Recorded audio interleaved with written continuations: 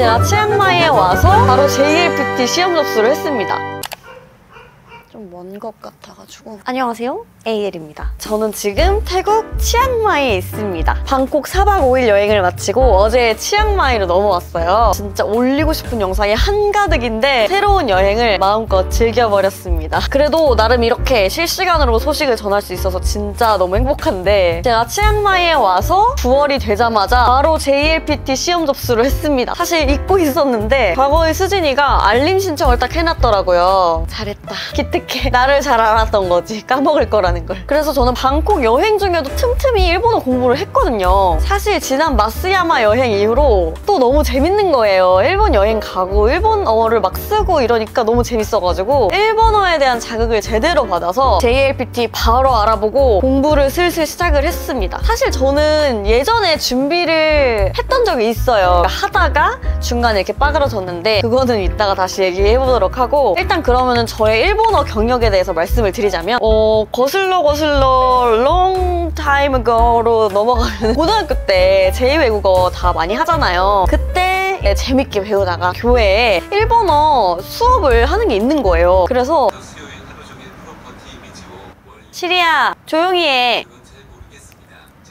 그래서 교회에서 등록을 하고 꾸준히 공부를 하다가 저희 교회에 일본 선교가 있어요. 여름, 겨울 이렇게 2번 있어요, 1년에. 매년마다 2번씩 간 거죠. 그래서 뭐 이렇게 자연스럽게 계속 이렇게 접하게 되는 거죠. 공부를 하고 선교 가고 약간 이런 시즌이 있는 거예요. 공부하는 시즌, 그거를 통해서 선교로 또 써먹는 시즌, 이런 게 있다 보니까 공부를 꾸준히 계속 한 거죠. 몇 년 동안. 한 3년 정도 했나? 더 했을 수도 있고. 꾸준히 하다 보니까 이제 통역이 꼭 한 분씩 있거든요. 있는데 그분이 휴가를 처음부터 끝까지는 못 내는 상황이어서 한 며칠이 비는 거예요, 통역이. 그래서 제가 부통역을 맡았던 적도 있는데, 그렇다고 해서 막 미친듯이 잘해가지고 막 다 알아듣고 이런 건 아니고 그냥 뉘앙스 듣고 이제 알아듣는 거예요. 그냥 얼추 알아듣고 얼추 이렇게 전달하는 그런 식이긴 했는데, 그리고 그때 일본 분들이 저한테 말씀해주신 게 발음이 예쁘대요. 저는 일본인이 아니니까 모르지만 제 발음이 예뻐서 잘하게 들린다 라고 말씀을 하시더라고요. 아무튼 언어에 대한 소질 같은 건 있는 것 같은데, 근데 그거를 넘어서는 방법은 공부를 하는 수밖에 없고, 그리고 사실 언어라는 것 자체가 단어를 알아야 말을 하잖아요. 그래서 공부가 필요하다고 생각을 했습니다. 그래서 제 수준은 뭐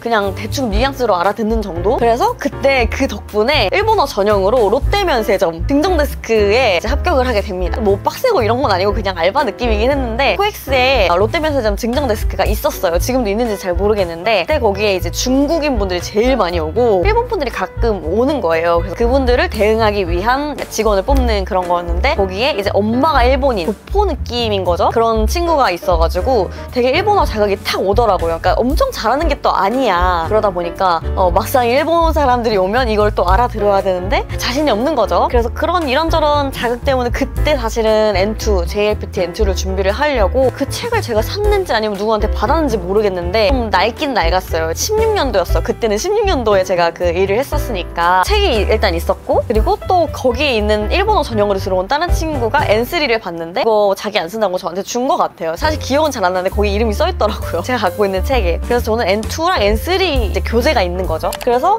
저번에 했었으니까, 물론 하다가 그만뒀지만 그러면 N3를 따보자. 왜냐면 공부를 안 한 지도 26년이면 공부를 안 한 지 너무 오래된 거예요. 그 뒤로 안 했거든요. 그래서 이번에 마쓰야마 다녀와서 일본어도 너무 재밌고 일본 여행도 계속 너무 가고 싶고 이러다 보니까, 그러면 내가 일본어를 뭔가 정점을 찍어야겠다. N1까지는 아니지만. 그리고 저는 이제 베이스가 노베이스는 아니고 어느 정도 알아듣고, 그리고 일본에 이번에 가서도 처음에는 당연히 어버버 하는데 이제 익숙해지면 일본 뇌가 다시 활성화되면서 제가 예전에 막 배웠던 것들이 그냥 나오더라고요. 뭐 쯔모리 데스라든지 뭐 할 예정이다, 뭐 요때 데스, 이런 것들이 다 기억이 나더라고요. 왜냐면 오랫동안 공부를 했으니까 기억이 나긴 하더라고요. 나도 모르게 쓰고 있는데 이게 뭐였더라, 약간 이런 거죠. 장기 기억이 막 활성화되는 거죠. 그래서 너무 재밌는 거예요. N2를 그럼 해야겠다. 책도 있겠다. 어차피 공부할 거, 그리고 비싸요. JLPT 응시료가 또 비싸요. 65,000원이에요. 그래가지고 이왕 할 거 빡세게 공부하자, 약간 이런 느낌인 거지. 그래서 그렇게 하기로 결정을 했고, 일본 여행을 7월 말에 가서 8월에 바로 막 알아보고 했으니까 초반 초반이니까 그래도 조금 여유가 있다라는 생각에 단어만 좀 여러 개 적고 그냥 외우려고 생각도 안 하고 그냥 다시 익힌다는 생각으로 작심삼일도 아니고 2주 열심히 했어요. 하다가 이렇게 치앙마이랑 태국 여행을 결정을 하게 되면서 이게 척 이렇게 날아간 거죠. 저의 일상이. 그래서 흐지부지 되고 있어서 이건 안 되겠다 싶어서 또 프로그램을 여러 개 찾았어요. 환급 프로그램도 있고 뭐 여러 개가 있더라고요. 그러다가 이제 유하다요 프로그램을 알게 된 거예요. 일본어에 관심을 갖고 계신 분들이라면 다 아실 것 같아요. 유튜버거든요. 저도 공부할 때 막 애니메이션도 찾아보고 호타루 에비시나 사견의 품격 이런 걸로 막 공부를 했었던 기억이 있거든요. 그럼 어쨌든 이런저런 거 찾다 보면은 알게 되는 게 또 유하다요 그 유튜버인데 그분이 또 강의를 내셨더라고요. JLPT 합격자를 1위로 배출하는 곳이라고 하더라고요. 그래서 솔깃해가지고 그 예시 영상이 또 있어요. 그걸 들어봤는데 너무 제 스타일인 거예요. 공부도 스타일이 맞아야 되는 거 알죠? 선생님이랑. 사실 한자가 저는 제일 어렵거든요. 그림 그리듯이 하면 재밌는데 그걸 익히는 과정이 너무 어려웠는데 이 강의를 들으면은 한자가 뭐 이렇게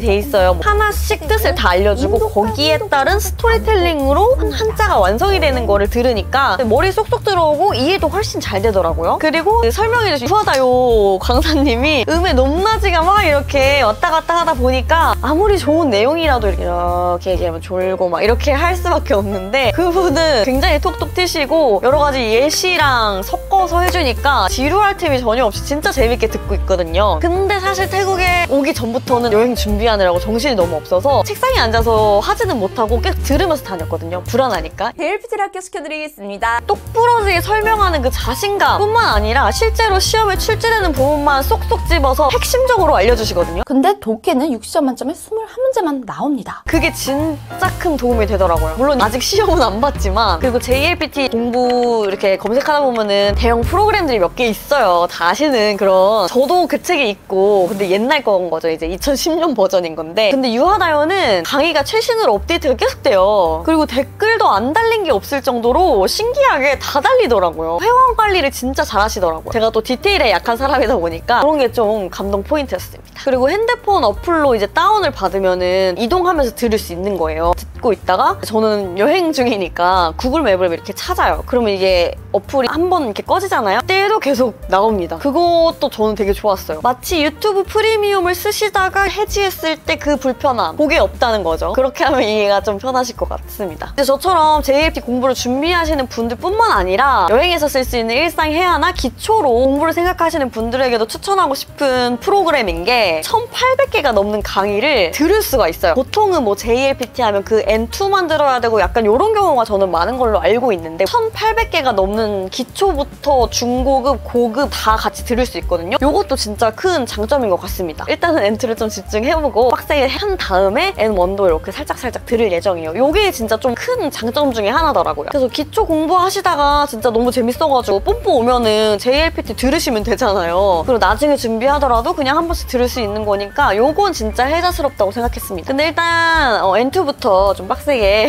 해야 되니까 치앙마이 한 달 살기 하면서 공부 루틴을 좀 잘 만들어 보려고 계획 중이에요. 그럼 제가 준비한 영상은 여기까지고요. JLPT 준비하시는 분들이나 일본어 궁금하셨던 분들, 일본어를 배우고 싶은데 뭘로 하면 좋을지 모르겠어요 하시는 분들에게 도움이 되었으면 좋겠고요. 저는 12월에 시험을 잘 치르고 합격하는 이제 영상으로 또 찾아오면 좋겠네요. 그거는 나중 얘기고 저는 아직 끝나지 않은 베트남 여행기와 진짜 많습니다. 베트남 여행, 제주 여행, 일본 여행 언제 올리지? 지금 이제 치앙마이 한 달 살기 하면서 사실은 열심히 편집 공장을 돌리려고 온 거기도 해요. 여기서 좀 빡세게 일주일에 2개씩은 영상을 올리는 게 저의 목표입니다. 아무튼 그러면 재밌는 에피소드 진짜 많으니까요. 구독 누르시고 여행 정보와 다양한 꿀팁들 얻어가시길 바라겠습니다. 그리고 좋아요는 사랑입니다.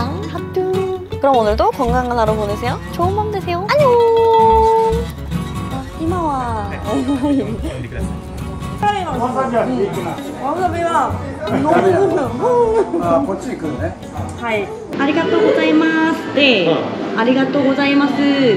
このこと何が違いますか？ホテルで、ありがとうございます。